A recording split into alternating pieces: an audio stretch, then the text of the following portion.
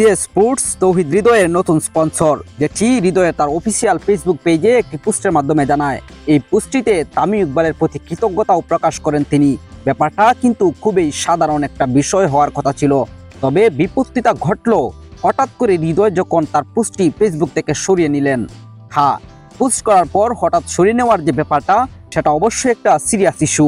মানে একটাবার ভাবুন যে হৃদয়ের মতো একজন প্লেয়ার এই পোস্ট করে সরিয়ে কেন দেবেন?